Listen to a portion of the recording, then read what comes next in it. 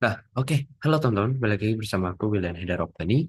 Jadi, ini video kayaknya part 3, ataupun kita akan bahas tentang eh, parameter ataupun dan juga kita akan menjelaskan struktur-struktur klasifikasi lapisan interior bumi berdasarkan parameter kimia dan juga berdasarkan parameter fisikanya, teman-teman. Oke, kenalin aku William Heda Robbani dengan RRP akhir 065 jurusan Teknik Geofisika ITS. Dan ini kartu KTM-ku, teman-teman.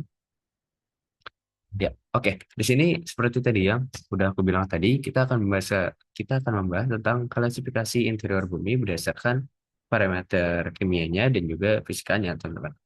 Di sini kalau misalnya kita lihat dari zoom, kita lihat di whiteboardnya, memang ada beberapa perbedaan antara klasifikasi lapisan interior bumi berdasarkan kimia dan juga fisikanya, teman-teman. Ya, yang dimana jika memang di fisika atau kimia dulu, itu cuma ada tiga lapisan. Yang pertama keras ini, ini mantel, dan juga ini ada eh, core ataupun inti buminya.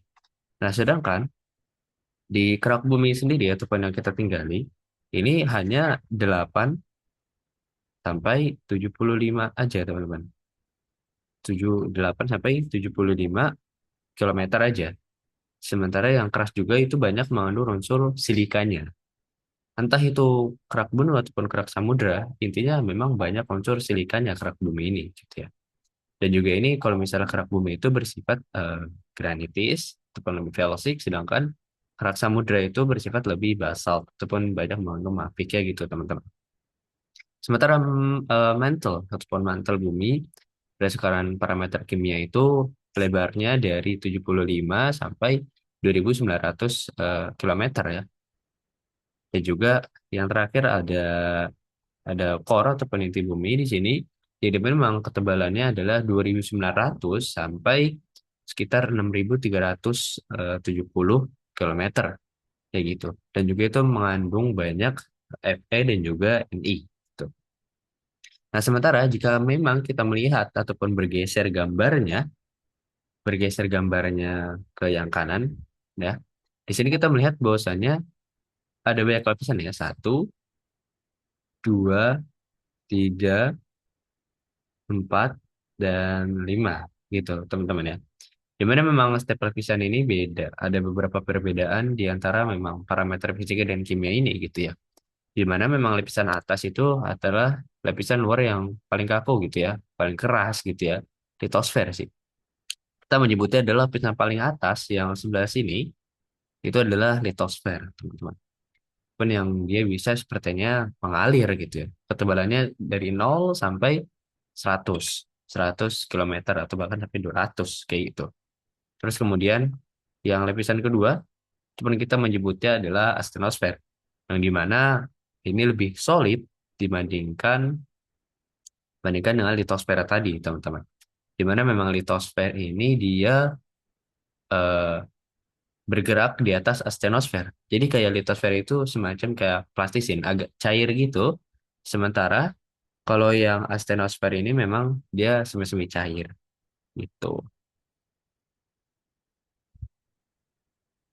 Dan juga stratosfer ini dia itu ketebalannya dari 200 tadi sampai sekitar 500 kilometer gitu ya.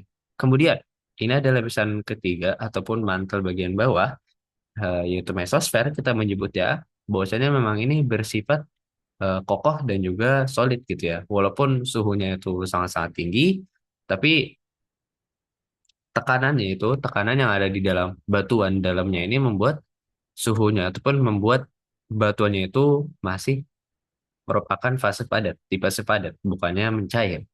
Ya karena memang ada tekanan di situ, tekanan yang besar sehingga memang masih membuat batuannya itu tetap di fase padat, teman-teman. Kemudian ada inti luar ataupun outer core, biasanya disebut oleh para geolog, yaitu dia bersifat cair, teman-teman, ataupun fluida, karena memang suhu ekstrim di sini mampu melelehkan besi sama nikel. Jadi di outer core ini banyak memang mengandung besi dan juga nikel gitu ya.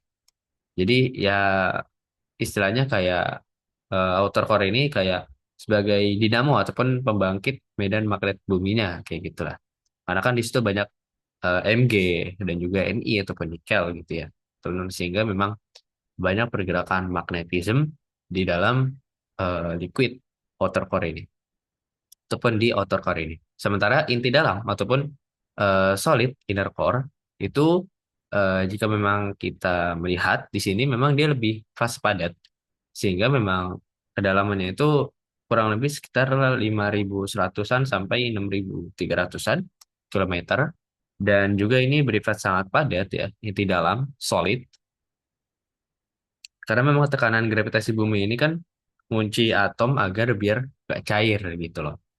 Jadi inti dalam ini dia bisa bersifat sangat padat ya, karena memang itu ada tarikan gravitasi di situ sehingga membuat eh, harusnya itu liquid seperti outer core tapi inti dalam ataupun inner core ini bisa menjadi padat ya karena memang ada tarikan gravitasi di situ. Itu teman-teman.